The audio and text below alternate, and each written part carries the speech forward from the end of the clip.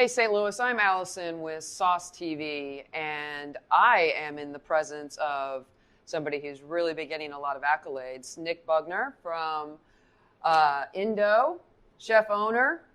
You've been all over the headlines. You've had the Food and Wine, Best New Chef 2020, GQ, America's Favorite Table, Best Table. Yep. I can't keep up with you. We had you as Best New Restaurant last year in Sauce.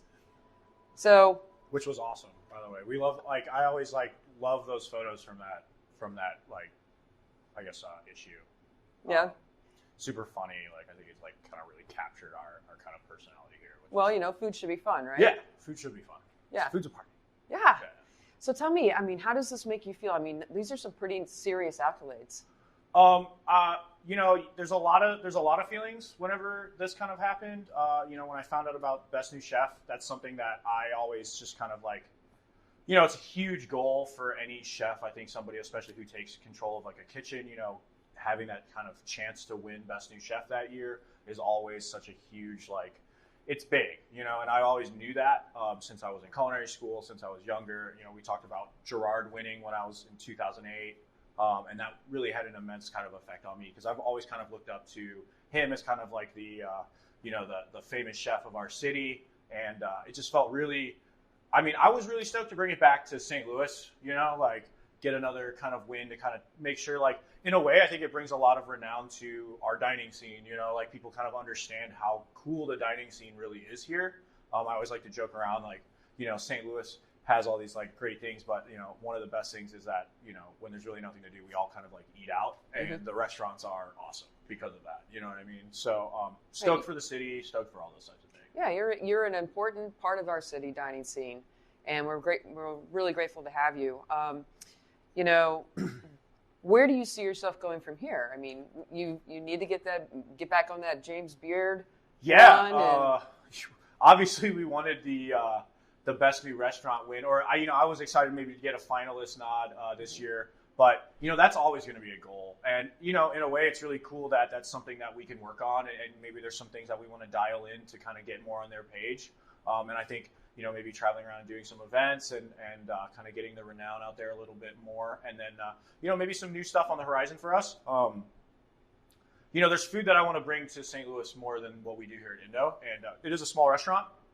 So I think it'd be really cool if we can kind of bring what we do with food to more people, and in a way where it really feels like we're servicing particular neighborhoods or kind of whatever we want to do, But it's awesome that now I feel like with the following that we've gotten, we can kind of play around a little bit and maybe do some really cool, fun, unique things in the city, which is kind of what we have on our mind. I would love to see more of that. Yeah, I think it'd be really fun. More Nick. Yeah. So how's it been with, the current crisis that we're in? Are you doing okay? Well, number one, I just have to say, the support from our customers has been insane. I think people are really jumping through hoops to kind of get food from us because, one, I think they, maybe, kind of breaks up the monotony of quarantine. But two, I think they really do care about our well-being. And that's something that I think is really special for us here, literally the amount of people reaching out, when can I come order food? And people straight up just buying gift cards. That blows my mind because in a way, who knows when they're going to use that again, and they don't even know, right? But they care enough to kind of try to, do their part to kind of keep us afloat. And the support has been amazing. So, I'm just, when it comes down to it, we just can't wait to get the restaurants open again. But we're not going to do it until we feel like it's completely safe. Right. So the curbside thing has been working great. And we're just kind of in here trying to make food that is, different from what you make at home, when you go shopping at Schnucks or Dewar's or whatever. What are you excited about? What are you making right now that you're really excited about?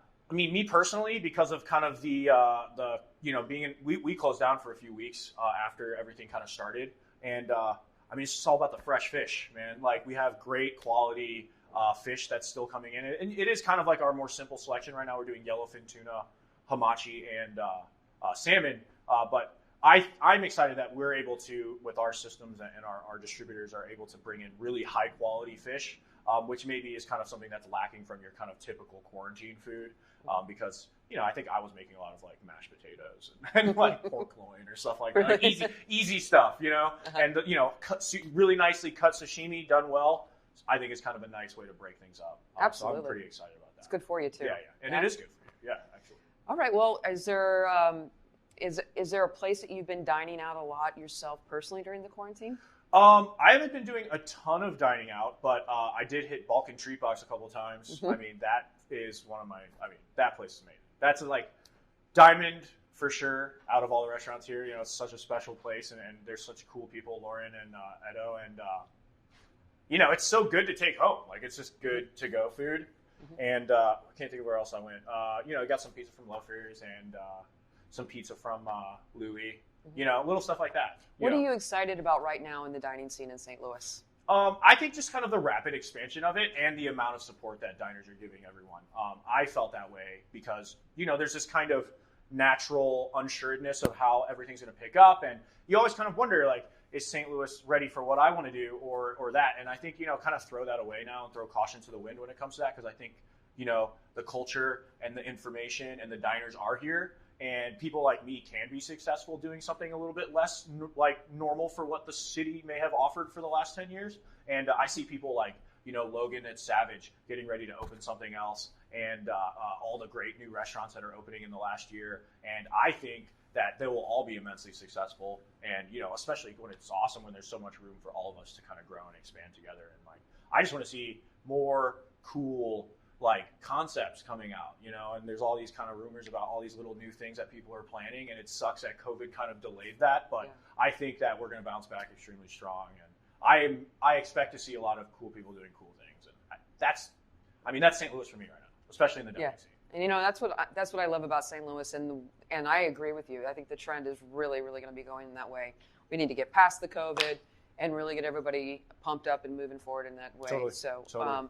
I'm so grateful to have this time with you. Yeah, and awesome. Again, dude, congratulations. Thank you guys, man. I mean, you guys. St. Louis proud, there, representing. Dude, exactly. Yeah, Yeah, exactly. Yeah.